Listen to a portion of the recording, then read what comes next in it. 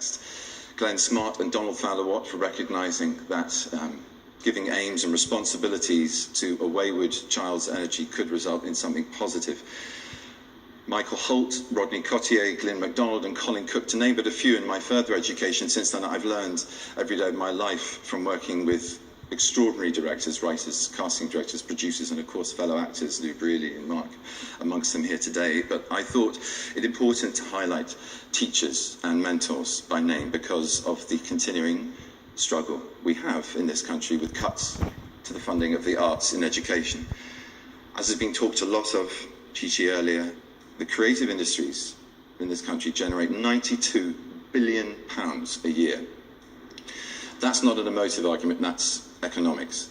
And yet the funding cuts in education for arts in schools is very worrying at this time, and a recent study of 1,200 secondary schools found that 90% have cut back on arts teachers, facilities and equipment. Since 2010 there's been a drop of 28% in pupils taking arts GCSEs, which is a direct correspondence to the number of arts teachers being trained. This means that the future of everything we stand for, everything we've celebrated in this room, and everything that we are good at in this room, my God, what an inspiring and humbling array of talent has been on display to make that a fact, is threatened.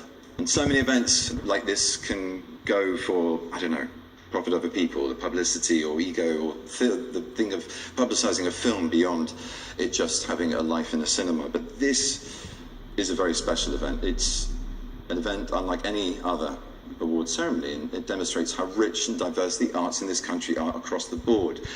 So hopefully, for those in positions of power potentially watching this, have the power to reshape policy, they can see that their fiscal and social worth has been celebrated here tonight. And the evidence is brilliantly apparent in every one of you in this room.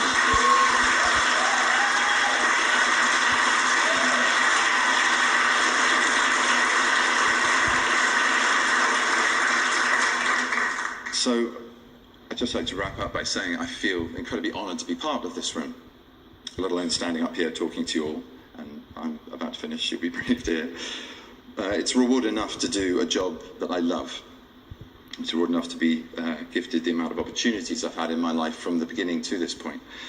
And I promise, I vow to carry on making the most of them and opening as many doors as I possibly can for those who have had less opportunities than I have had in my very fortunate life. So thank you to Melvin and to everyone at the South Bank Show Awards for this. And as Winston Churchill said, this is not the beginning of the end. This is just perhaps the end of the beginning. Thank you.